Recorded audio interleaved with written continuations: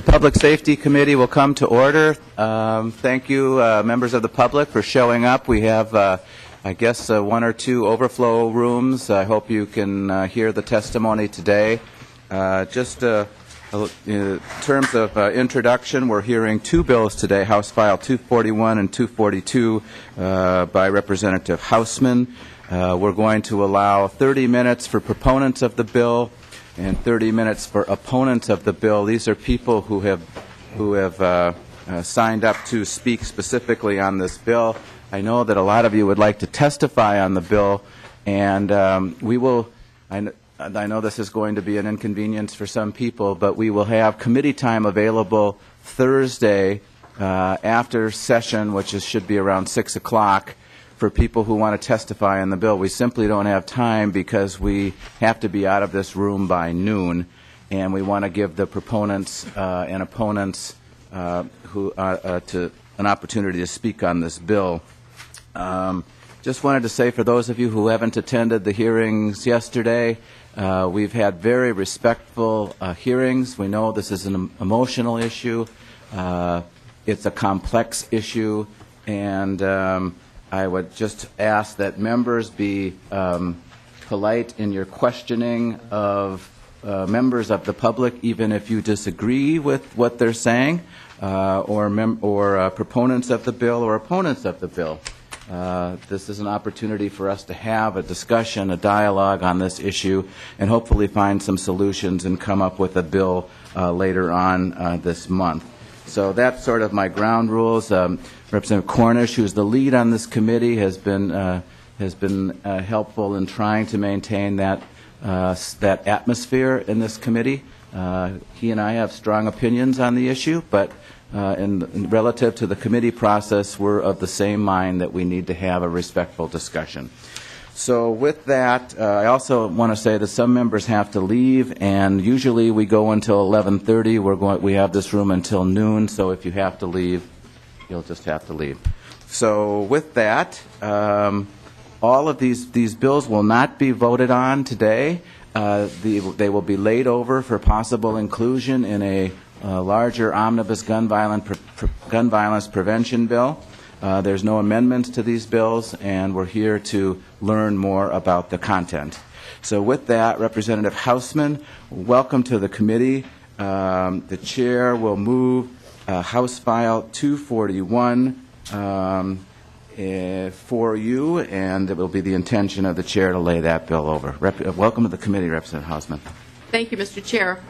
I know yesterday you talked a little bit about statistics, but I think it helps to frame the issue again by talking about those. I think we have statistics for both gun deaths and gun homicides, and I believe yesterday you used the number 30,000 people are killed by firearms each year. More than 30 are shot and murdered each day. 1/3 of them are under the age of 20.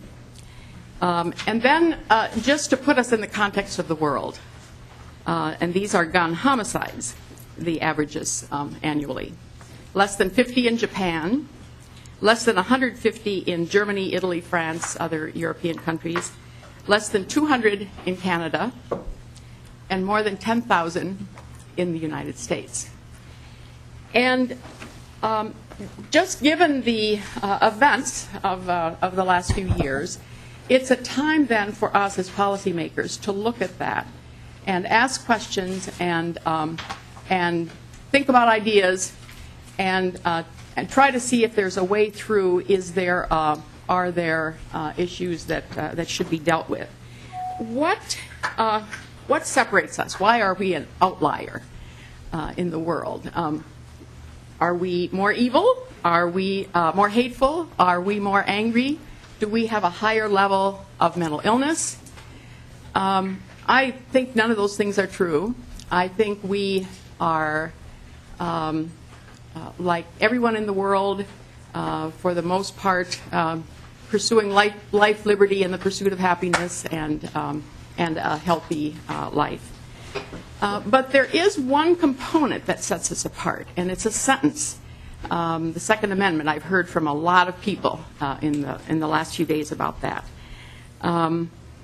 And I wanted to just speak that sentence for a minute. A well-regulated militia being necessary to the security of a free state. The right of the people to keep and bear arms shall not be infringed. That first part of the sentence is one we don't hear very often. The one frequently repeated are those last few words, shall not be infringed. But the first part of it, and this is what will weigh heavily on you, what does that mean, a well-regulated militia being necessary to the security of a free state? It is, at least in part, I think, one of the frames that will have to happen for you. And there are a number of people, you've probably heard from many, and I have, who have suggested we don't have a right to have this conversation today, that the basis of the bills and the discussion are unconstitutional. And I thought it would be important to at least reference the decisions and some quotes. One from Justice Antonin Scalia. Like most rights, the Second Amendment right is not unlimited. It is not a right to keep and carry any weapon whatsoever in any manner whatsoever, and for whatever purpose. And then Justice Alito later, the first one was the Heller decision, and then Justice Alito in the McDonald decision, we made it clear in Heller that our holding did not cast doubt on such long-standing regulatory measures as prohibitions on the possession of firearms by felons and the mentally ill, laws forbidding the carrying of firearms in sensitive places such as schools and government buildings, or laws imposing conditions and qualifications on the commercial sale of arms. We repeat those assurances here. So two people reflected on that. And I think those are the kinds of questions, as your committee looks at all of the bills, you look at the entire sentence, you look at some of the advice that you've been given. Now, the Supreme Court didn't help you out. They didn't tell you how to do this. And so the work of this committee is going to be very difficult. But I think because we've all heard from so many people, I think just reflecting on some of the themes would be helpful. One of them referred to the Second Amendment. He said, I just wanted you to see that Second Amendment again and understand what it means, especially the part after the comma. But there's the problem. We can't just look at the part after the comma. We have to look at the part before the comma, that well-regulated militia. And so I think as people talk to us about this, we hear other themes, and here's one. When it comes to the Second Amendment, the drafters of our Bill of Rights understood that in order to guard against a tyrannical government, that all men, especially those between 19 and 45, should have weapons at least as effective as any future potentially tyrannical government might possess, in order to bring that government under control. That's moving in another direction in this discussion. Seeing that much in that sentence, that it specifically, they even name ages of people.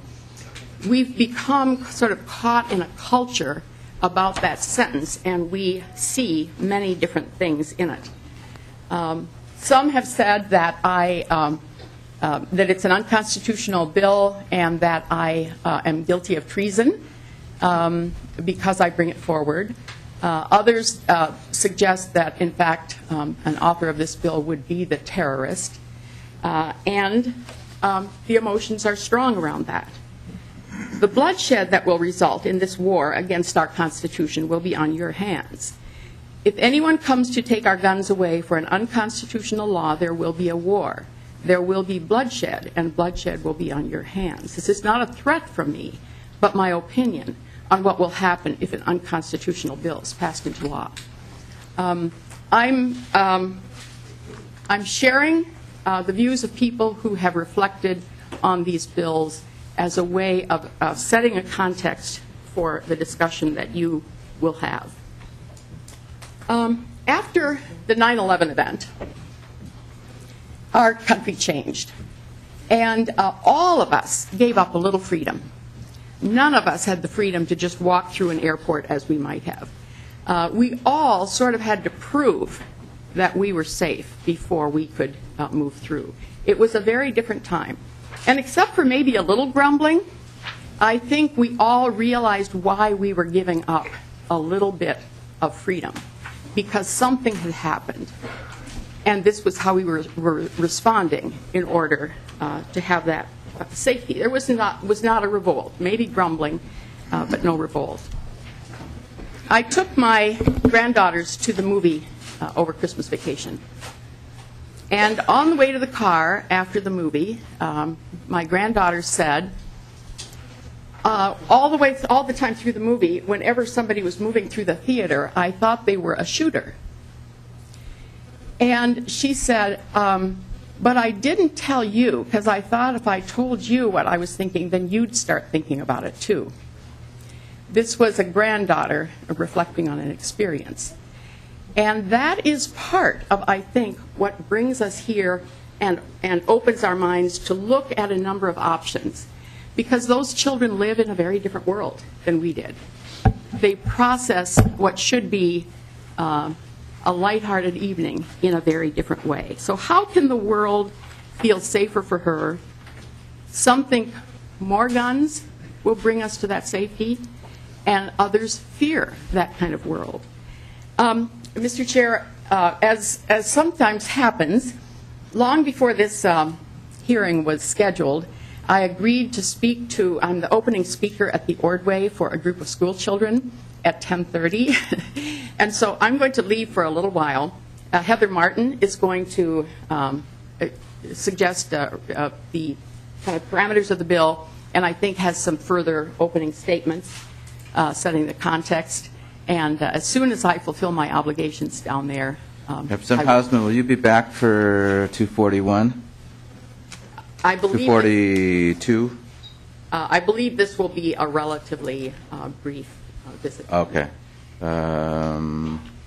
Is Representative Slocum, is she here?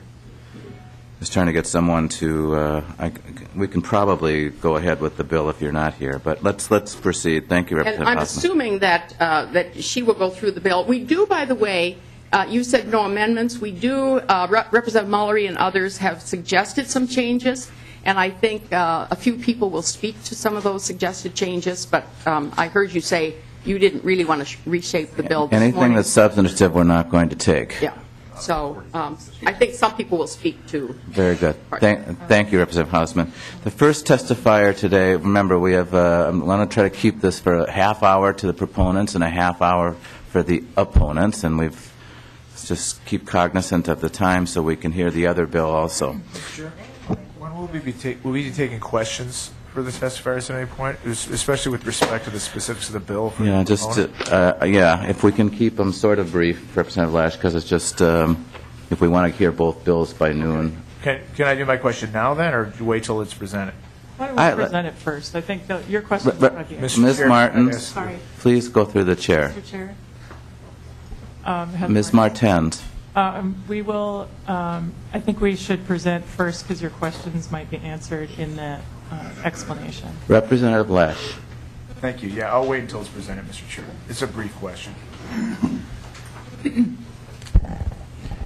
Ms. Okay. Martens, All right. please. Good morning. Thank you for having me here today. My name is Heather Martens, and I am Executive Director of Protect Minnesota, working to end gun violence. And what I would like to do is to, while I'm presenting this, to bring up Brent Gertek and John Egelhoff, who are experts who can help answer questions as they may come up. Very well. The testifiers will come up, please. Yeah.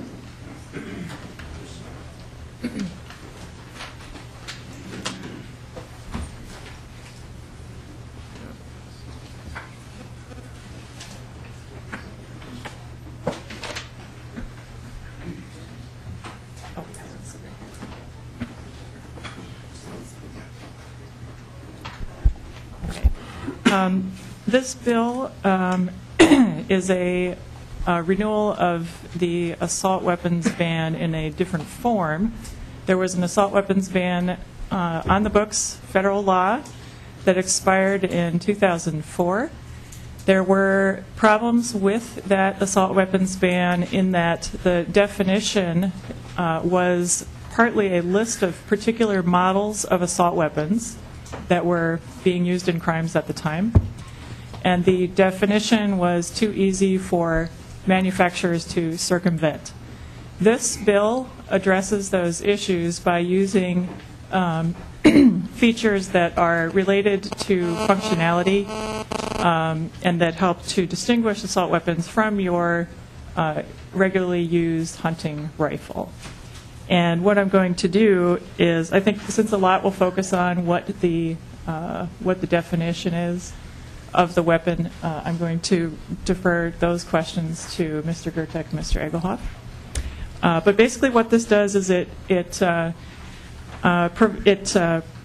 establishes a crime for manufacturing, transferring, or possessing certain assault weapons. It provides for the disposal or registration of existing assault weapons. And it provides criminal penalties, and basically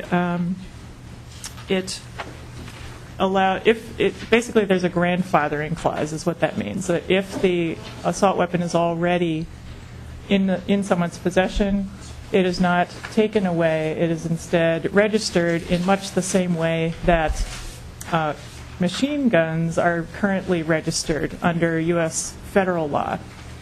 Machine guns are considered Class 3 weapons, and there is a process kind of similar to this by which those weapons are registered, and there are certain requirements around owning those. I would like to point out that that law establishing machine guns as that particular special kind of weapon is possibly one of the most effective gun violence prevention laws on the books. There are no crimes being committed with assault weapons, with machine guns in this country as a result of that. So, and I'll open it up to Brent, who will... You can just pull the microphone up to you, sir, and introduce yourself for the record. And this is the picture that I think the committee has. We have the copy of the picture, okay. yeah. All right, so... Yeah, thanks for having me. Can you just introduce yourself for the record, please? Sure. Brent Gertek. I'm from French River, Minnesota, and I make guns for a living, but it's muzzle-loading guns for a living. But that's what I do, and I'm a mechanical engineer. And what I'm going to do is speak about, like it says in the picture here, the anatomy of an assault weapon. They have certain features, or architectural features, sometimes we call them, that enhance their lethality. Some of these are more important than others, and some of them probably, frankly, don't do a lot. But there's a few features of an assault-type weapon that make it more useful for combat situations, which would include, unfortunately, mass shootings. And I think the main one, first of all, is the detachable magazine, a large detachable magazine. That's, I guess, a given. But there's other features. They're made so that they could be fired rapidly with a modicum of combat accuracy at short range. You're talking about cartridges, rifle cartridges, but still rifle cartridges that are more mild than the 308, 30-06, 270 kind of stuff that are so popular with hunters that use center-fire weapons. Less recoil. It's easy to recover for a backup shot or a number of backup shots. Also, assault weapons, they're designed, and they've been this way since the 1940s.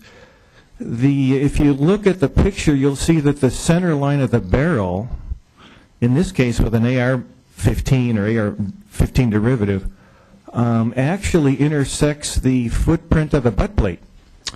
So what that means is, as you fire the weapon, the muzzle is going to flip up less. It's not going to climb as much. It's going to buck you more, but it's not going to climb up as much, and that really helps in making the weapon more suitable for rapid fire. I don't know about the barrel shroud so much. I don't think that's much of an issue. The flash hider could be something of an issue. It's not mentioned on there, but it's on there, and that could be an issue if you're firing into a crowd of people in dim light, you're less likely to be, your vision's less likely to be impaired by the flash of the weapon. Yeah, that's it. Thank you very much.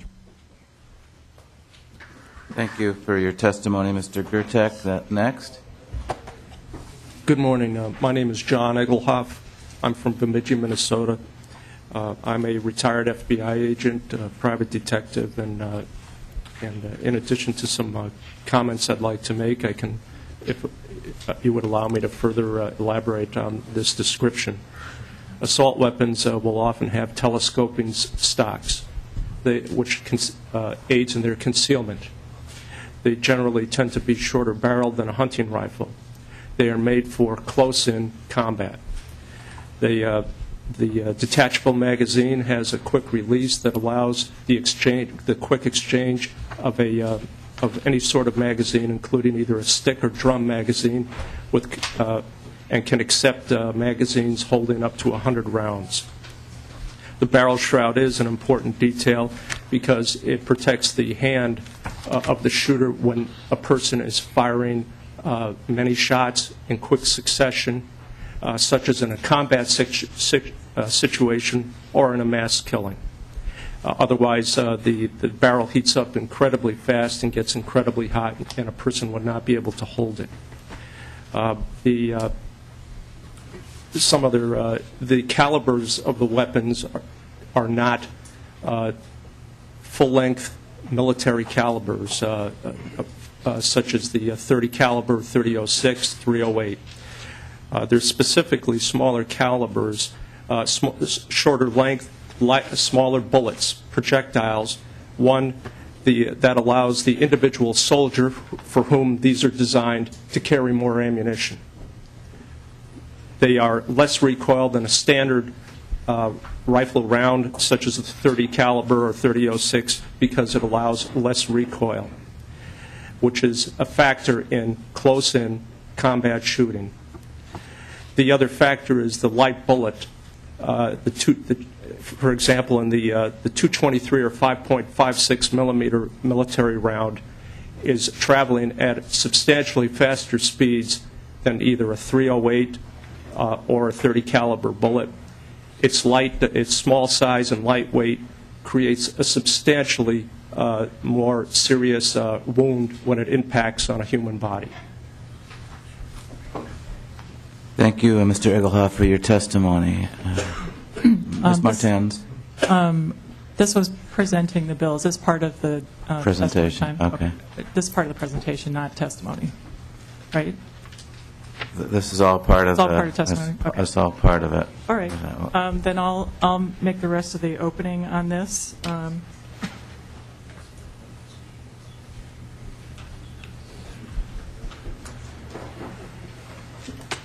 I would like the committee to consider the reason that we're talking about this today, which is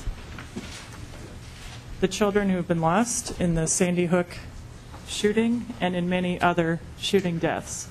I think you need to remember, as you consider this, who those children are and how their families' lives have been impacted by what happened in Sandy Hook and what happens to others all over the country in mass shootings in this country. I have a brief statement from Betty Byer, who is a grandmother of a Sandy Hook child. She lives in Edina. Her granddaughter survived the shooting. She says, "My youngest granddaughter, Elise Byer, escaped her school on December 14th and was with the kids who ran to the fire station. She heard the Bushmaster rifle shots, however, as she left. What a horrible experience for a child to bear. As her family learned of the tragedy, there was a 45-minute period in which her parents didn't know if she was alive or dead. My friends seem stunned when I tell them this. Most of them say, well, this certainly brings it close to home, meaning Minnesota. All four of my grandchildren went to Sandy Hook Elementary. Their town is one of the most boring places on earth. Their home is on a site of a former orchard, and there are still small farms down the road.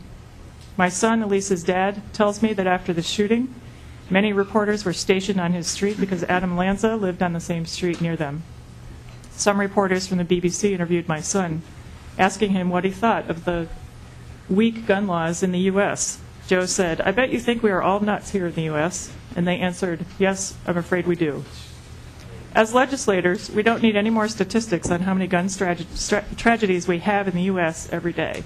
I'm simply asking the question, why do we need to have guns that can kill as many people in as short a time as possible in the hands of anyone but the military? The world is watching us. In the name of God, let's do something about gun violence. Betty Byer. From Protect Minnesota's perspective, we've been dealing with gun death for so many years and working to prevent it. I need to tell you that assault weapons have killed people in our community. I mentioned specifically Mona Davis, who lost her son in North Minneapolis, killed by an assault weapon. She could not work for a year after that. She lost her home to foreclosure. Her life is devastated, and I think we need to keep that in mind. The world is changing. Hunting has changed. There are fewer hunters out in the woods these days. It's not as popular a sport. So what has happened is that sport has become, by the gun industry, more militarized, and there's an attempt to change the nature of that. The nature of firearms has changed considerably since I was a child. I learned how to shoot when I was 10 years old. I grew up in a farming area, and I have never come across somebody who I was growing up with who used an assault weapon for hunting. The question is, if we don't do something now, where does that changing world stop? If there has to be an armed guard everywhere, does that armed guard also have to have an assault weapon? And I leave you with that. Now I'd like to move to Mr. Egelhoff. Mr. Egelhoff. Thank you for allowing me to speak today. I'm a firearms owner, a firearms instructor, a hunter, a concealed carry permit holder, an NRA member, and a Second Amendment supporter. I retired from the FBI after 28 years, during which time I was a SWAT team member, a firearms and tactical instructor, and sniper for the FBI.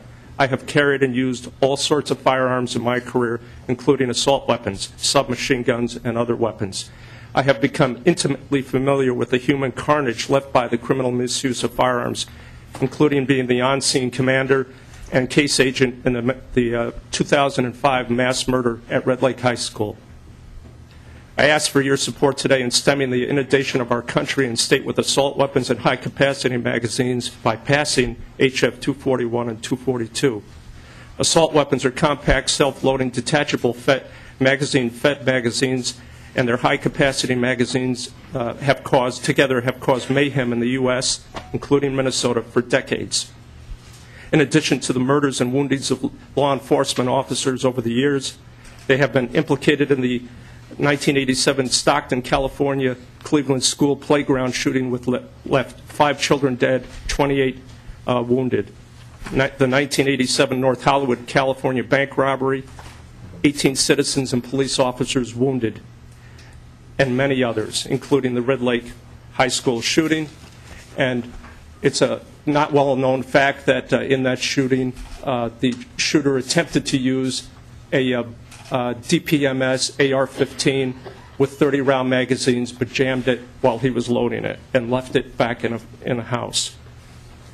Countless first responders, teachers, survivors, family, and friends have been left mentally traumatized and scarred by these crimes. Firemen wonder if they will be attacked with a rifle made for combat. Teachers nationwide cope with armed intruder drills. Surviving teachers and first responders have never returned to work in many cases. Whole communities and our country have grieved.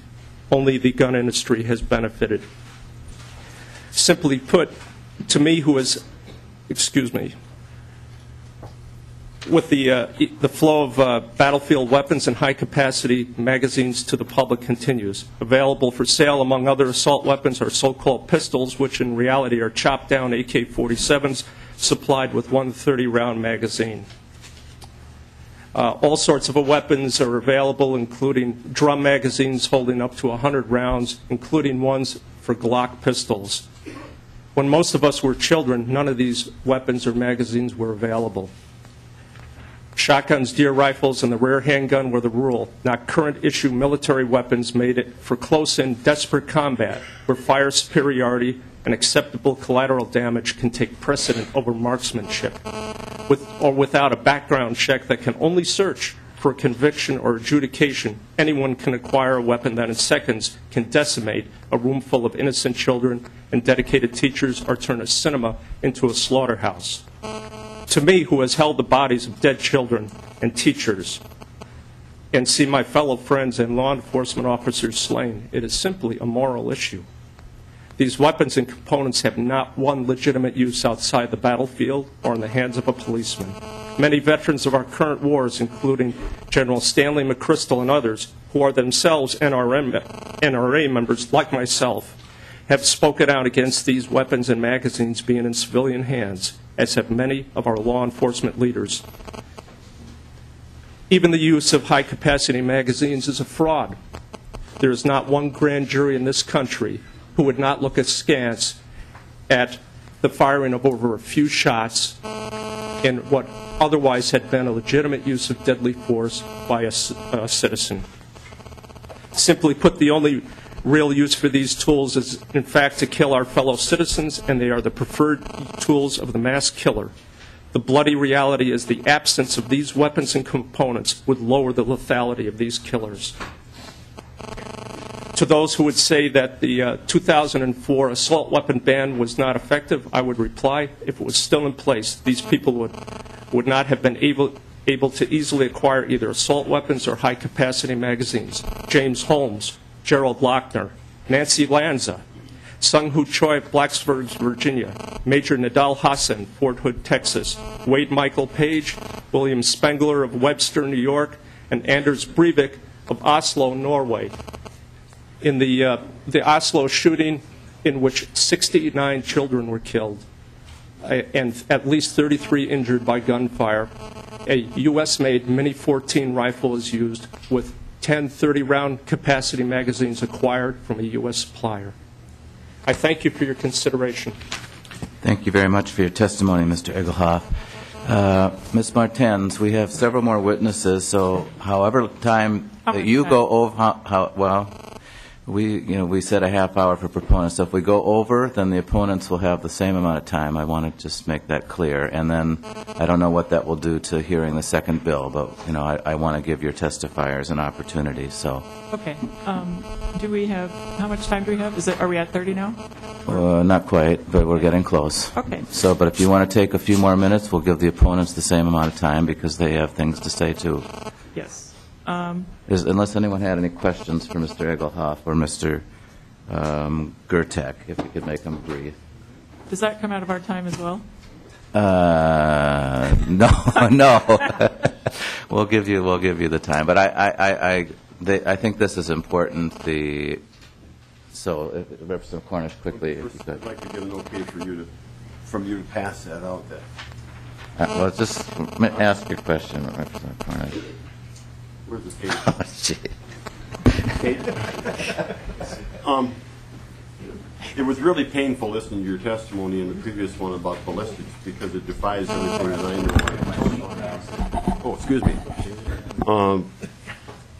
I just made some notes here, and I'll start out. First of all, could I go back through the testimony? It won't take me long. Okay. No, it won't take long. Okay. First of all, on the objectionable letters that Representative Hausman. First of all, I find it very objectionable that you come down to present a bill and then take off and don't take questions. Representative Cornish, she had another commitment. That's okay. I know, but it's an Ordway commitment over a gun hearing.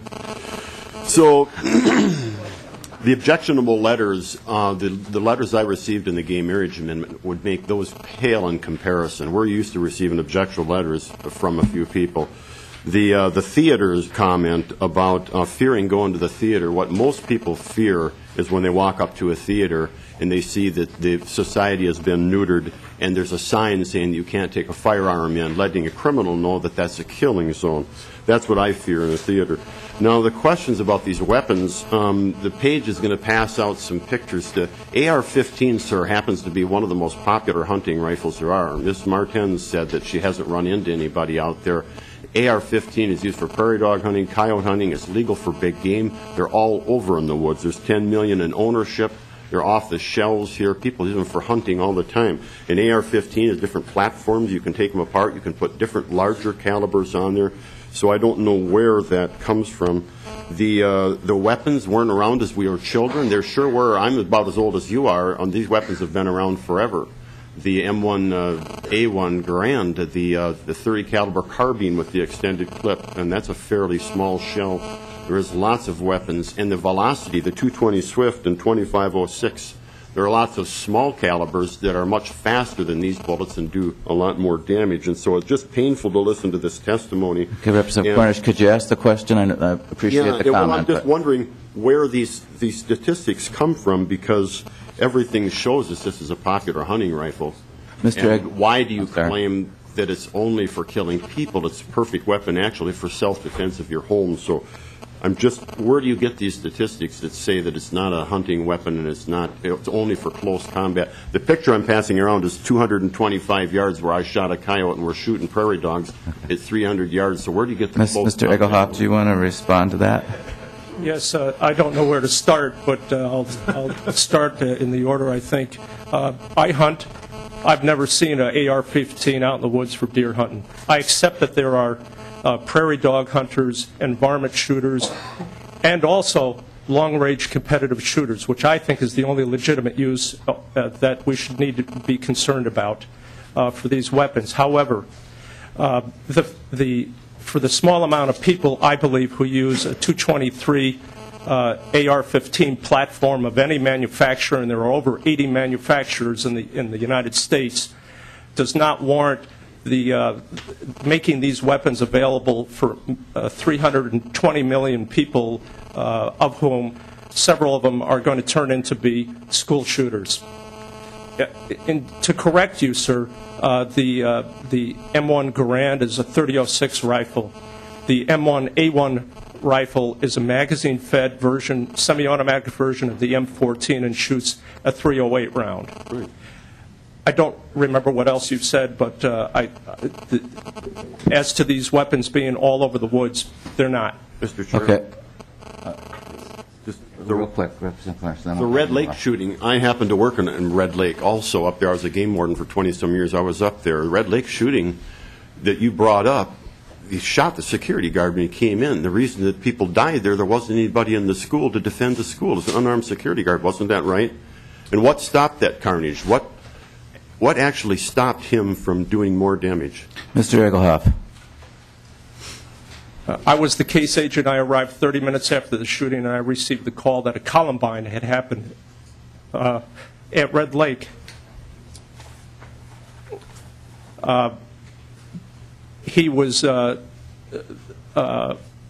Brunn was unarmed, and he shouldn't have been unarmed, and there was no excuse for him being unarmed. And that's a whole different issue from this. The other issue is what stopped him. Well, he was armed with a shotgun, a police shotgun, and he was armed with a Glock pistol with multiple 15-round magazines, which he had killed his grandfather to get. And he was armed with a .22 caliber pistol, which he had used to murder his grandfather to get those guns. He also, what he really wanted was the AR-15 that his grandfather had, a police weapon. And he just messed up loading it. And if that weapon had made it into Red Lake High School, there is no measure of what carnage that would have created. What stopped him? Representative Cornish, please go to the chair. Armed police officers stopped him. Representative Cornish. Done, right? Representative Cornish. Well, this is preposterous. Just go through the chair, and I'll call Okay, on Mr. you. Chair, this is really preposterous. It's painful to listen to these misstated facts. Oh. Okay. You know, Representative Cornish, we can have a discussion here, or we can have chaos here, and I don't think that's going to do any good. And I'd also ask the committee here, I'm just thinking that maybe we should hear this bill in its entirety to give everyone an opportunity, and Ms. Martens and the opposition. I don't want to shortchange people who want to testify, and if we have to come back and do 242 later, what is the committee? Representative Uglum, you have a question? Representative Lesh, you had a question? I'd like to, and we have, this is our opportunity to discuss. What do people think about that? You want to just do this one bill today, since it seems to, okay. Representative Uglum? Thank you, Mr. Chair. I guess a question for Ms. Martens. I think so much of the media and so much testimony here is equating the so-called assault rifle with machine guns. Nothing could be further from the truth. I think you realize that.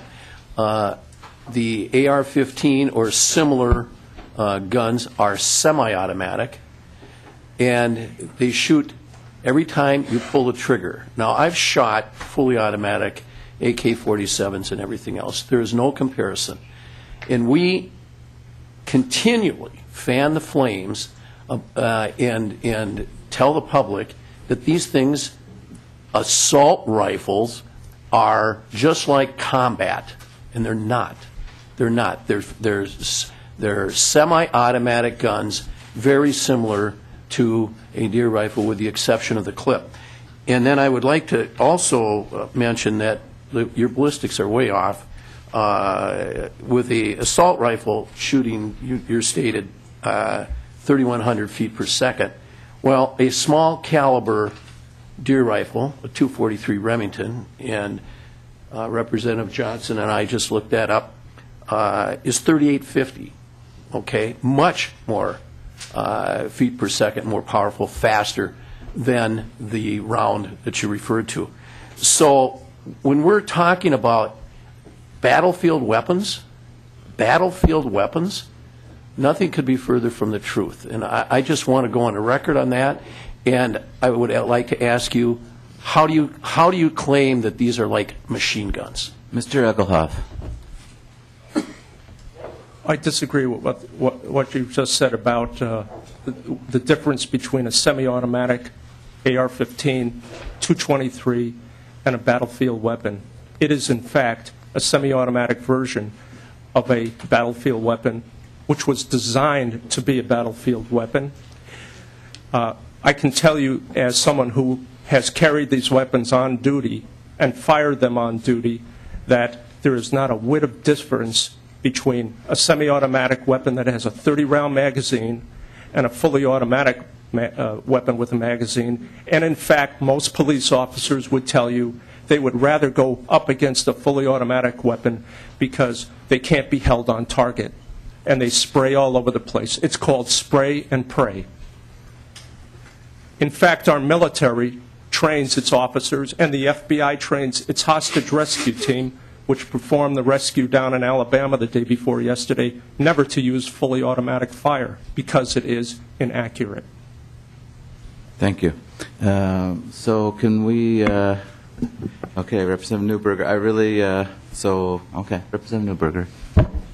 Thank you, Mr. I'm Chair. sorry, Representative Lund. Thank you, And then, Mr. Chair. then Newberger. Mr. Engelhoff, my question is actually a lot more specific to the bill, not overall philosophy, but lines 8.27 through 8.29. Specifically, you had mentioned training in military and police officers.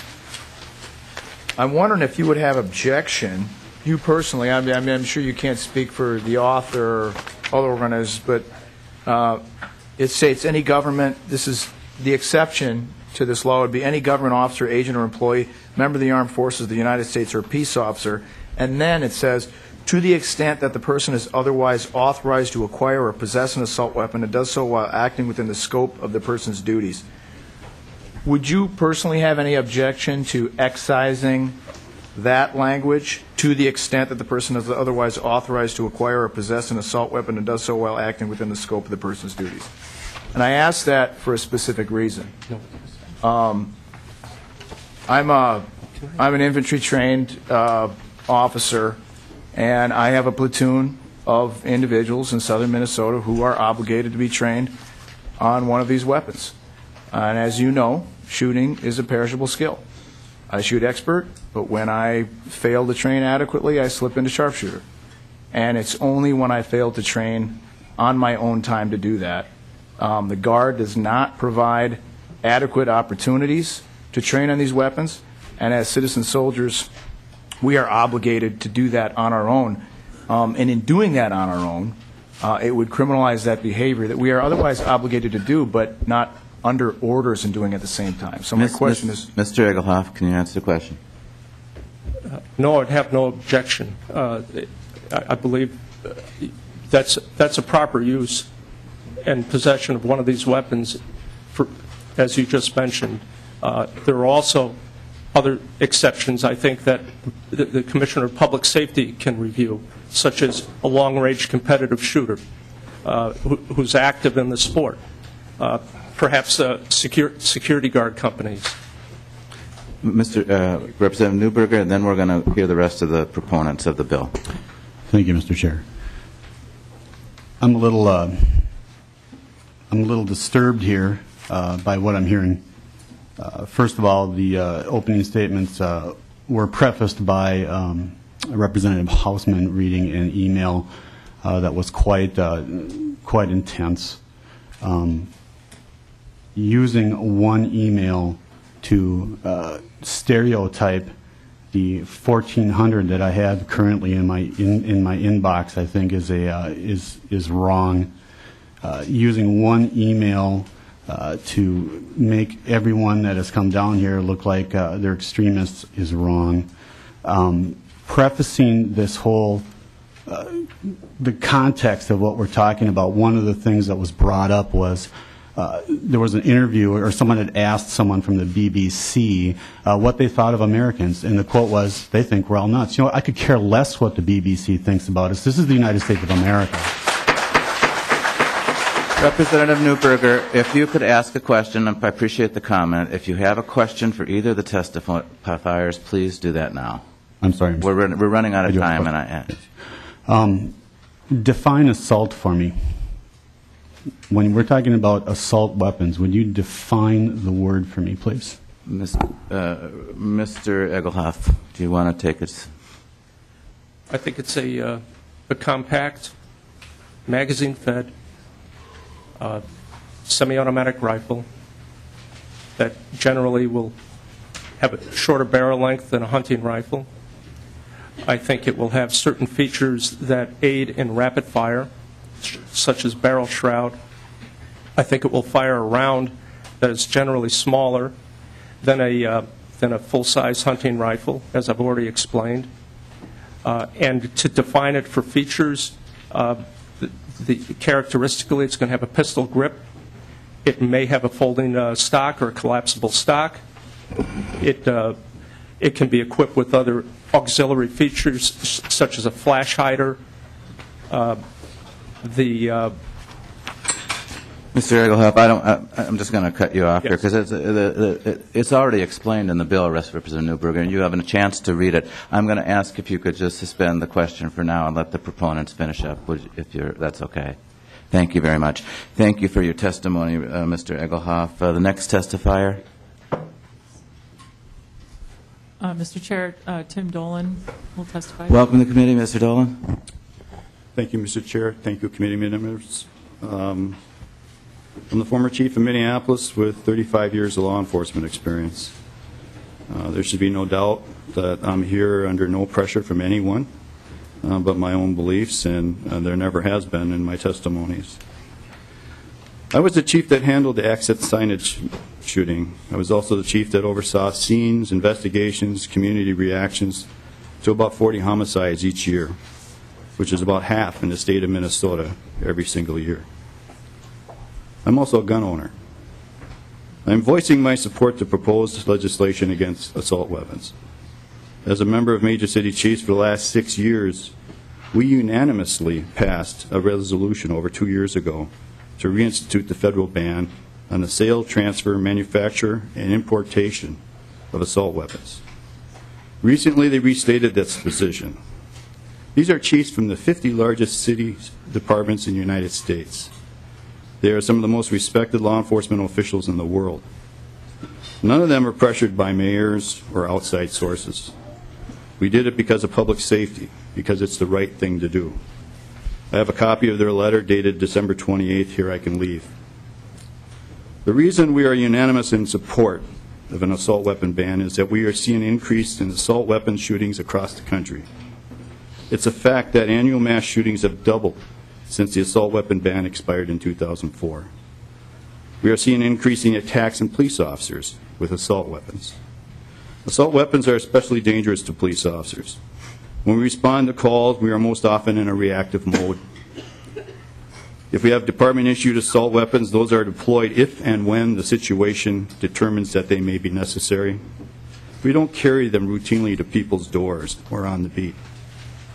An assault weapon in the hands of an assailant gives them a huge advantage over the initial responding officer, since they are accurate and lethal from much longer distances than the standard weapons an officer carries. I know assault weapons in their capacities. I was a SWAT entry team officer.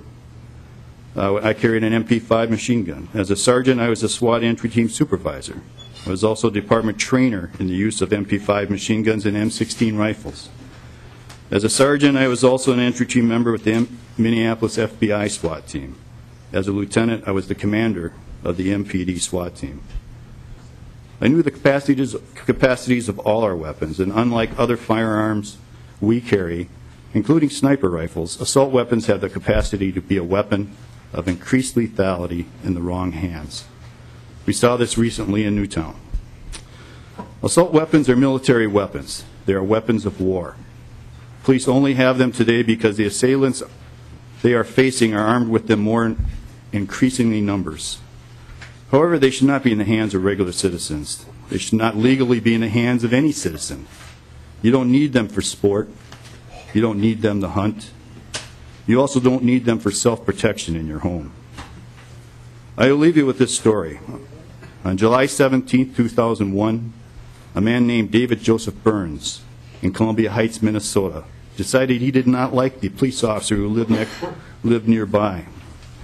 Mr. Burns clearly had anger issues in his history of violence.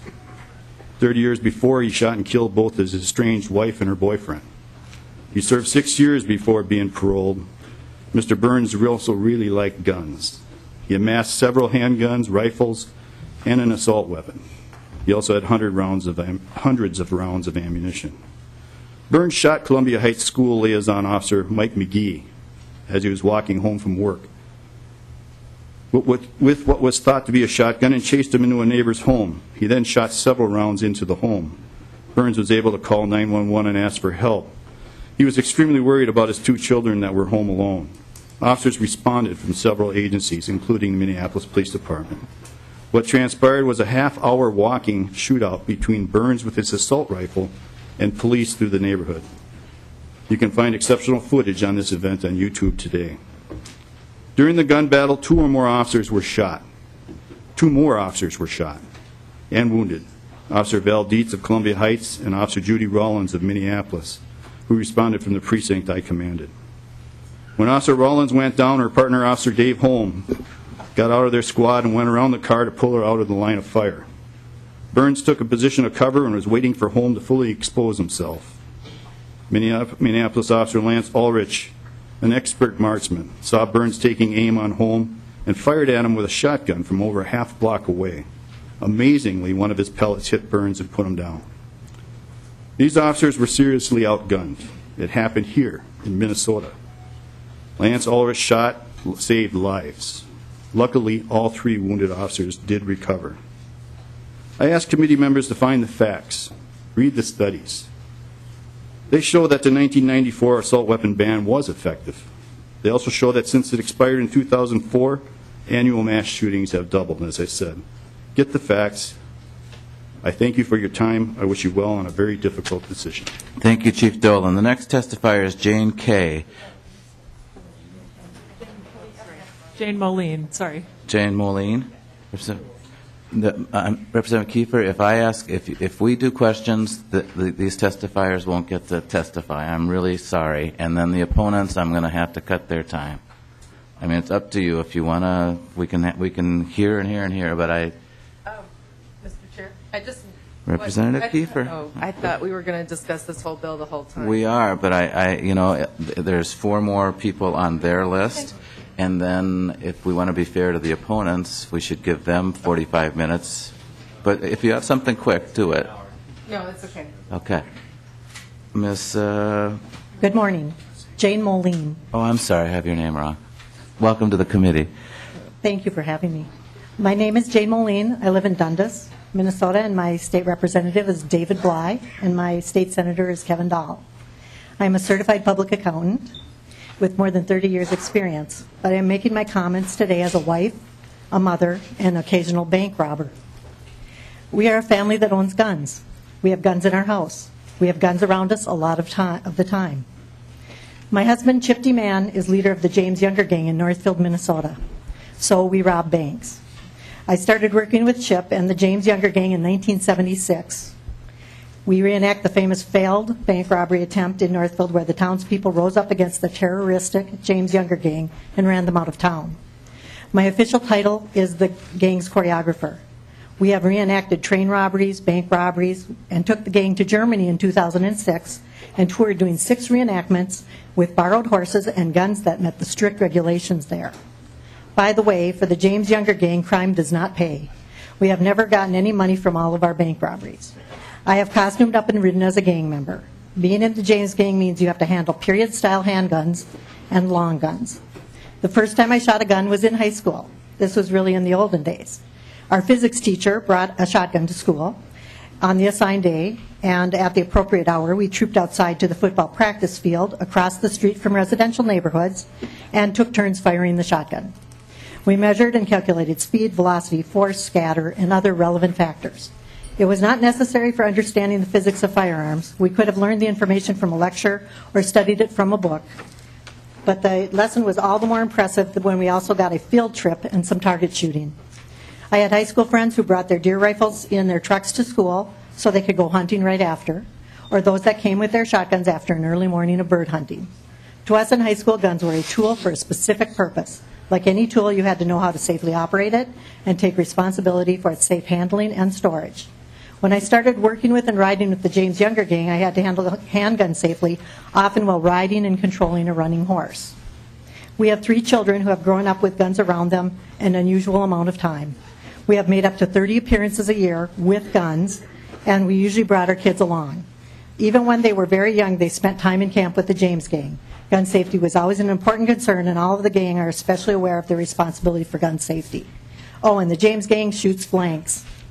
This is only a little reassuring, since a blank is still very dangerous and can cause serious injury or death. In addition to period guns, actual antiques, period replica, and other reenactment guns, we have varmint guns, small rifles, and hunting guns. Our children all went through local gun safety courses at the appropriate age. Neither Chip nor I have the time or inclination to hunt. Only our oldest has any interest in hunting, yet we think of gun safety training as a practical basic for life. We believe that knowing how to safely handle guns is important for everyone. Our oldest also has his Minnesota concealed carry permit and was an NRA member but declined to renew recently. All 3 of our children now ride and shoot with the James Younger Gang. I support the ban on assault weapons and large capacity magazines. The citizens of Northfield in 1876 were able to fight off the James Younger Gang for a number of reasons, but it was not superiority of weapons. The citizens of Northfield did not use assault weapons. An assault weapon is not the best choice of weapon for hunting. It is not the best choice of weapon for defending yourself, especially at close range. It is a weapon of war used to fire at a rate to provide suppressing fire or to slaughter as many people as possible. They should not have a place in civil society. Gun manufacturers have sported up these weapons of war and encourage target shooting or other use. These guns are modified for domestic sale and typically have shot choice settings of single shot or semi-automatic. The fully automatic setting not included on the domestic guns, but semi-automatic allows the guns to fire as quickly as the shooter can depress the trigger, faster than a bullet a second. Regardless of how difficult it may be to define an assault weapon, no matter how much some hobbyists want to possess large capacity magazines, we must come up with reasonable regulations. These are the weapons that the criminals want to get, and we can make that more difficult. Opponents of an assault weapon ban claim that such laws don't or won't work. The 1994 assault weapon ban, in spite of its many flaws and in spite of gun manufacturers' successful work to circumvent the regulations, reduced the number of assault weapons used in crimes and reduced the number of large capacity magazines used by criminals. In one study based in several major cities, the share of recovered crime guns that were assault weapons declined by at least 32%, after the federal ban was enacted, and large capacity magazines declined to a low of 10% in 2004, the last year of the ban, and has risen after the ban expired to 22% in 2010. Even though this law was flawed, it did decrease the use of the weapons used by criminals. My friend, an avid hunter, told me he was just reaching the end of his box of shells for his deer rifle. He had the box for 10 years, and it had originally contained 20 shells. He says that if you didn't hit your deer with the first shot, the second was a waste. No hunter needs a large capacity magazine. No hunter needs rapid fire ability. Banning these weapons in large capacity magazines will make us all safer. It is one step towards a goal for a safer Minnesota. Thank you for your testimony, John Suter. Representative Cornish. No, Representative Cornish, we have now, I found out that we have this room now till 12:15, so the opponents will have adequate time, equal time. And there were some questions that were asked of the proponents that took some time also. So you will have your hour. But you, Ms. Martens, you have 3 witnesses left. You have to be done by in the next 10 minutes. Okay. Can we do that? I think we're on a different list. The next one on the assault weapons ban, I believe, is Jason Adkins, or... Well, whoever you have. Okay. Pardon me, Mr. Chairman. I know that this is a little out of order, and you always try to... Mr. Olson, we have time. We're going to give the same time that we gave to the opponents. If people have to wait a few more minutes, they're going to have to wait. All right, that seems fair. I opened it up to some questions, and there's a couple of more witnesses. Ms. Martens, who else do you have? Jason Adkins. Okay. Mr. Adkins, please. If you can just be brief, that would be appreciative. I'd be appreciative. Mr. Chairman, members of the committee, good morning. My name is Jason Adkins, and I'm the Executive Director of the Minnesota Catholic Conference, the public policy voice of the Catholic Church in Minnesota. Thank you for the opportunity to come before you today. Although the Minnesota Catholic Conference explicitly supports both bills being heard today, as well as a number of those being heard yesterday, we come before you less as experts on weaponry and crime prevention, but rather to offer some thoughts concerning some of the moral and ethical considerations related to the problems of gun violence. The horrors of gun violence have deeper roots than just the prevalence of guns in our society. But it does not mean we should not take significant steps to keep weapons designed for and capable of quickly killing many people out of the hands of dangerous people. Persons, not guns, are undoubtedly responsible for the massacres seen around the country.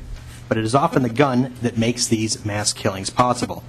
For that reason, guns may be restricted and regulated to protect the common good and everyone's right to live in peace and free from fear.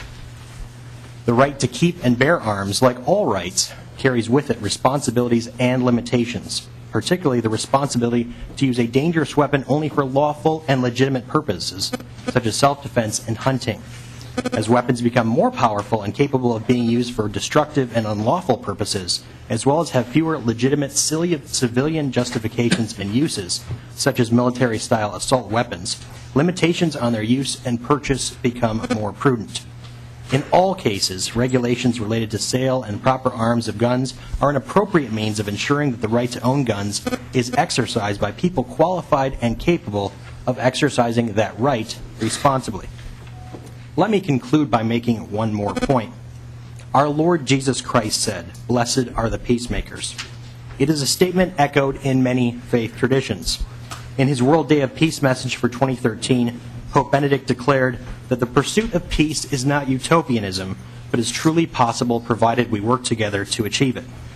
We must enact policies that discourage violence as a means of conflict resolution and establishing social order, as well as foster the integral development and well-being of persons, particularly the poor, the addicted, and the mentally ill. Like many problems, the problem of gun violence can be mitigated if we are willing to work together despite our differences to achieve the common good. It is our hope and prayer today that all of us will work together as people of peace. Thank you very much. Thank you, Mr. Atkins, for your testimony. Who is next, Ms. Martens? Jane Kay. Jane Kay. Welcome to the committee, Ms. Kay. Thank you. I am here today as the face of mothers who can't be here because they're busy with their lives, with their children, with their work.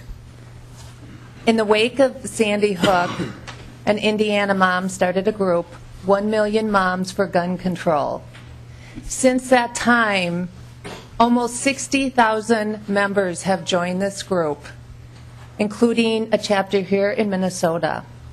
Based on things that happen with MAD, Mothers Against Drunk Drivers, we plan to be allowed to have a conversation in this debate. Enough children have died. We understand that there are people that want to own guns, and we're not telling them they can't.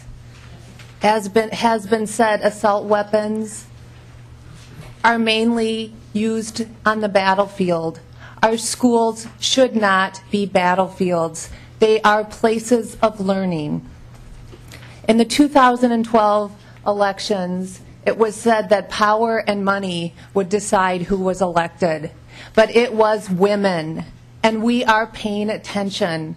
So please, remember, there are millions of moms out there that want you to do the right thing. Thank you. Thank you for your testimony, Ms. Kay. You have 4 more minutes, Ms. Martens, if you can, your next testifier.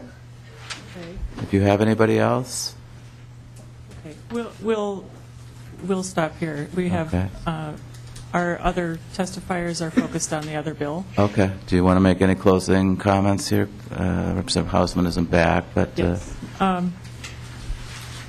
Members of the committee, I appreciate your willingness to listen and to have a give and take on this question. I've had some very profound conversations with people on the other side of this issue over the past months, and I value them very much. What I am hearing is that the world has changed since Sandy Hook, and I think that there is an openness on the part not of everyone, but of many, many gun owners, people like my family, to think about new things to do going forward. The track we are on is an arms escalation. The firepower that is out on the streets now is like nothing we have ever seen, and it is getting more and more prevalent to see these kinds of firearms out there. We need to draw the line somewhere. It's never easy, but we have to stop the escalation. Thank you. Thank you for your testimony. So, I'm not sure who's organizing with Mr. Rader. Do you have a list of people that you would like to have testify? Oh, I'm sorry. Okay, we do have it. So, Mr. Rager. We're hoping to move up a couple of testifiers based on the... Very good. If you want to just introduce yourself for the record, and we will give the opponent an hour, and we'll have a few questions too if members wanted to ask at some point. Sure. Mr. Chairman, Chris Rager with the National Rifle Association. Before I go into some of the points I want to make, I just want to make clear there were some comments made by Representative Hausman that I think that should be addressed. I think the Supreme Court in Heller resoundingly supported the fact that the Second Amendment is a fundamental individual right, and they definitely casted aside the fact that somehow there was some type of a militia component or collective right to that. And I guess I kind of find it odd that when someone takes an oath to uphold and protect the Constitution, that they would be supportive of giving up a little bit of their rights. And I think part of the job that I do in representing Minnesotans, especially the Minnesotans here in the room today, is to stand up and fight to make sure we don't lose little bits of those rights a little bit at a time. So I think that's important to put out there. But to go to H-File 241, this firearm ban, it's a failed policy. It's been tried before. And I think what a lot of folks in this room here, legislators and Minnesotans, they want to work on real solutions. And I think there has been some talk in the testimony of the last couple of days about real solutions, for instance, straw purchases and things of that nature. But I think H-File 241, it's similar to the ban that the Clinton administration imposed that expired and was failed, and it expired in 2004. And during that 10 years that that law was in effect, it was never shown that any aspect of that ban had any impact on the criminal misuse of firearms. The H.File 21, the ban on so-called assault weapons, is not based on how the guns fire or their power. Rather, the ban's based purely on cosmetic features, such as the grip or the adjustable stock. Semi-automatic firearms have been around for over 100 years. They're among the most popular guns for self-defense, target shooting, and hunting. For example, the AR-15 is the most popular sporting rifle in the market right now. Millions of Americans own semi-automatic rifles, making them undeniably commonly owned. Semi-automatic firearms are not fully automatic military machine guns. Semi-automatic firearms are not more powerful than any other guns. The so-called assault weapons are much less powerful than rifles used to hunt deer and other large game. I think it's important to point out that even here in Minnesota, until a few years ago, they wouldn't allow you to hunt deer or other game with a .223 because it was deemed that it wasn't lethal enough. As the numbers of so-called assault weapons and large capacity magazines have soared to all-time highs, violent crime has been cut in half. The nation's total violent crime rate peaked in 1991. Since then, it's decreased 49% to a 41-year low, including a 52% drop in the nation's murder rate to a 48-year low, nearly the lowest point in American history. Meanwhile, the number of the most popular firearm that gun control supporters call an assault weapon, the AR-15 semi-automatic rifle, has risen by 3.5 million. The number of all semi-automatic firearms has risen by over 50 million. And the total number of privately owned firearms has risen by over 120 million. The number of new magazines that hold more than 10 rounds has risen by tens of millions as well. So-called assault weapons have never been used in more than a small percentage of firearm-related violent crime. Police reports and felon surveys have found that assault weapons are used in only 1% to 2% of all violent crimes. The vast majority of firearms that gun control supporters call assault weapons are rifles, and there are 12 times as many murders with knives, blunt objects like hammers and clubs, and personal weapons like hands and feet than with any type of rifle. And that's also a similar statistic here in Minnesota. There were only 3 murders that used any sort of rifle in 2011 here in Minnesota.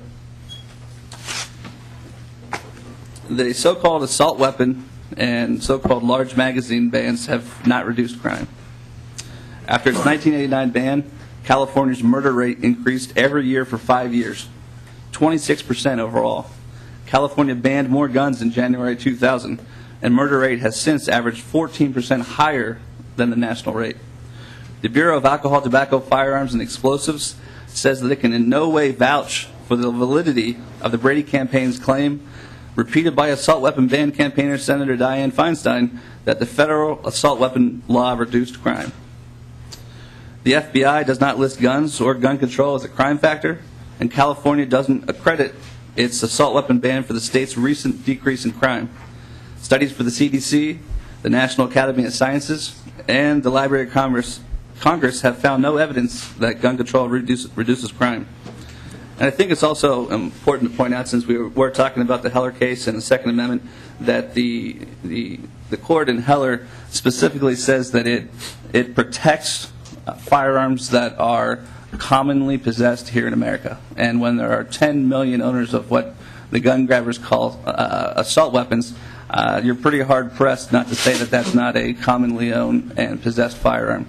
But I think one last point is to point out kind of how far some of these gun controllers are willing to go to trample on our Second Amendment and other rights. If you look in the bill, if you decide you want to keep your firearm that you lawfully possess now under this legislation, you would have to succumb to a number of things, but you would have to succumb to allowing law enforcement to do in-home inspections to see what firearms you have and how you're keeping those firearms, and I really don't think that's American. So we would ask members to oppose this legislation, and I appreciate the time. Thank you, Mr. Rager. Mr. Neuberger. Thank you, Mr. Chair. You have a question, Mr. Rager, do you want to stay? I assume that's for you. Actually, I wanted to echo back on, get to a point that was brought up from those that were opposed to this. I yielded my time accordingly. The point I'm trying to make here, Mr. Chair, is we're trying to ban weapons that have more than, basically what this bill says is that if you have a firearm that carries more than 7 rounds, and you're going to be a criminal.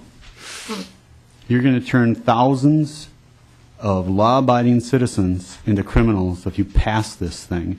Now, people talk about trying to define assault. What is an assault? You're talking about an assault weapon? I'm talking about the word, I'm sorry, Mr. Chair, my blood pressure's going up. I'm talking about the term assault. All right, 25 years ago, I was a brand new paramedic. The very first assault I ever went on was a man stabbed in the side of the head with a 6-inch screwdriver. Is that an assault weapon? So let's be very careful when we start playing with semantics and we start playing with words here. Now let's talk about this a second. When you talk about high-capacity magazines, this bill, what I'm getting from this bill is the philosophy of this bill is that if you've got a 6-round revolver, that's all you need for personal protection. Well, is it? Well, if it's one-on-one, it's fine. Maybe. Depends on how well of a shot you are. Now, we heard people talk about testimony here about having these high-capacity magazines. What do you do if you're a mother and if there's a home invasion? What do you do when there are more than one attacker? What do you do when you are in your car or you are in your home and there's a gang that's coming after you? People smile and shake their heads no. Well, wait a minute. What happened post-Katrina? There was chaos. There was no law enforcement. There was no military. There was chaos in the streets.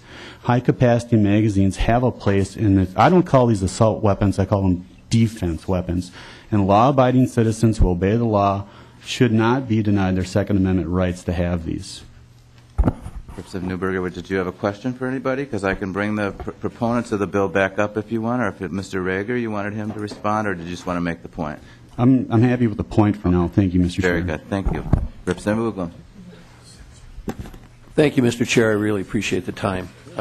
Question for Mr. Rager. On this bill, House File 241, 914, Subdivision 5, the registration for assault weapons. It says here that who desires to keep ownership or possession of the weapon shall comply with the following requirements. Submit to a background check conducted by your chief of police. 922, immediately register this weapon if you want to keep it with the appropriate law enforcement agency. 926, agree to allow the agency to inspect the storage of the weapon and ensure compliance with subdivision. 928, annually review the registration subject to the completion of a new background check. And 930, possess the weapon only on property owned or immediately controlled by that person or while engaged in the legal use of the weapon in a duly licensed firing range or transporting the weapon in compliance with the United States Code. Sir, in your estimation, are we disenfranchising all the owners of assault rifles, and what do you think would be the effect of this registration on our constituents? Mr. Rager. Mr. Chairman, Representative, I've never seen a bill like this, and like I said, I think it's un-American. I think there are many of law-abiding Minnesotans who choose to have this type of firearm for their defense. I've heard some people say here, why do you need that? I didn't know it was a bill of needs or wants. I thought it was a bill of rights. So I think that when Minnesotans decide this is what firearm is suitable for them, maybe based on their size, maybe based on their capacity, this is what they choose, and now we're going to turn that right into a privilege, and only if the government allows us to have those firearms, and I think that's flies in the face of the Second Amendment.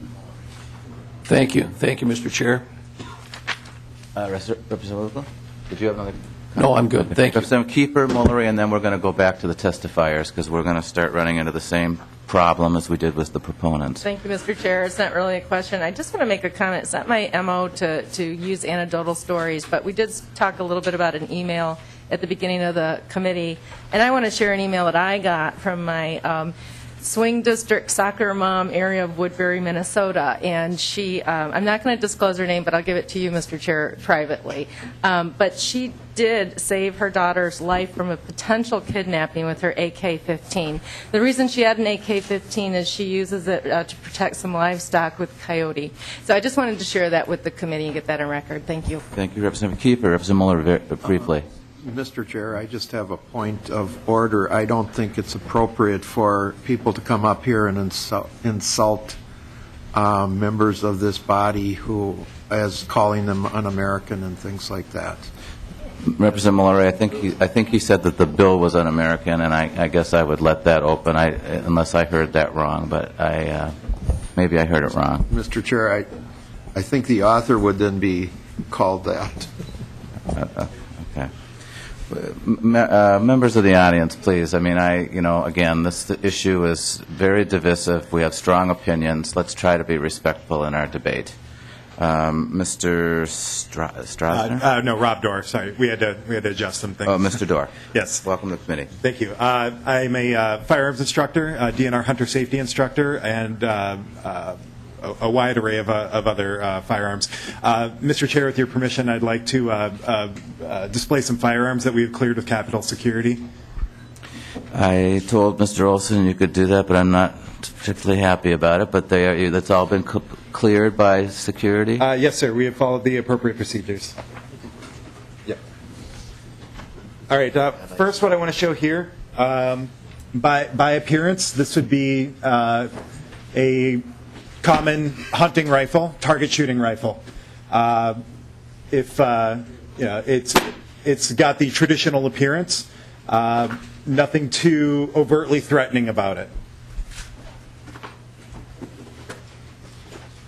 Now here is a rifle that, by reading lines 2.30 through 3.3, it has the ability to accept a detachable magazine.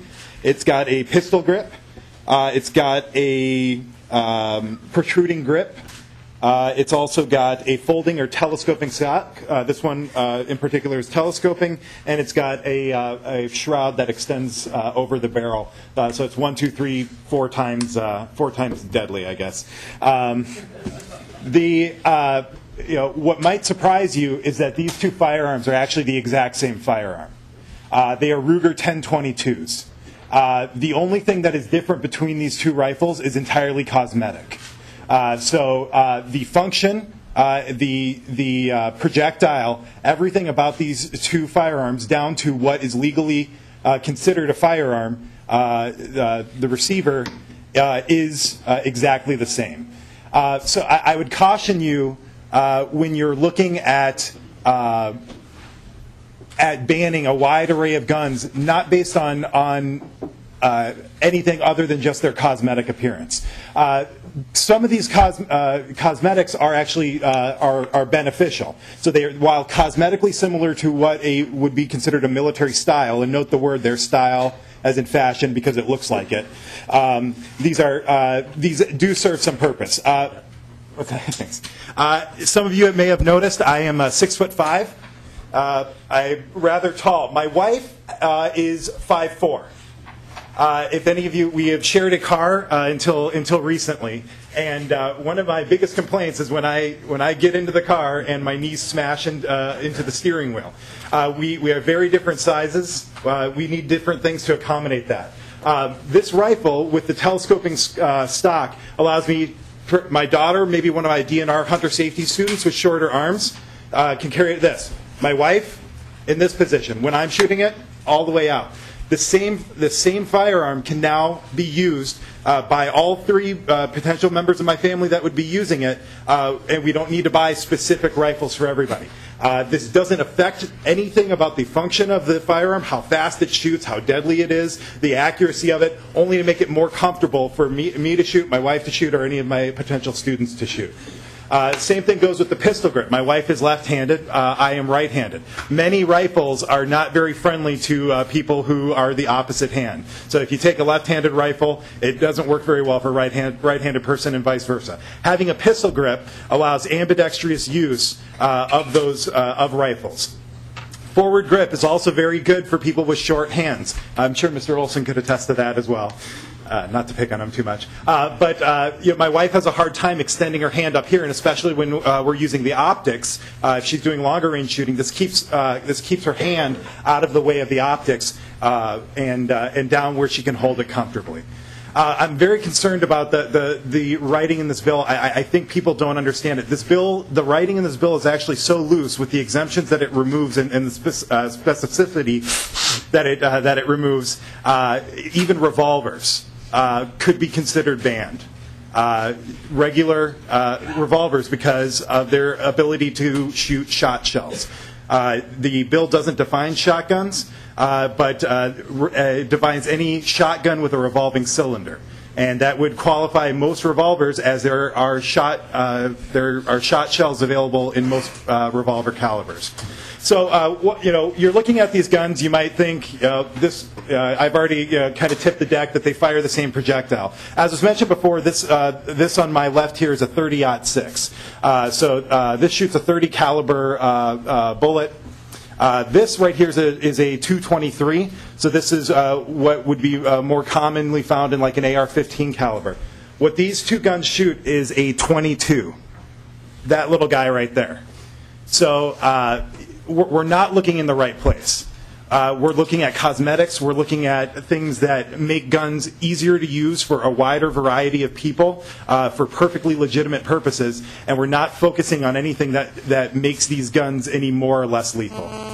So with that, I'm happy to answer any questions you may have. Thank you for your presentation.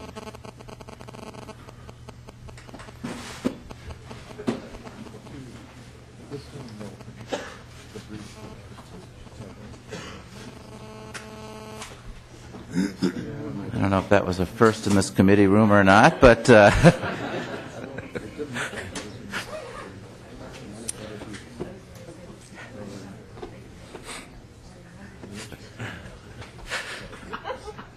okay, the next testifier, if you could come up.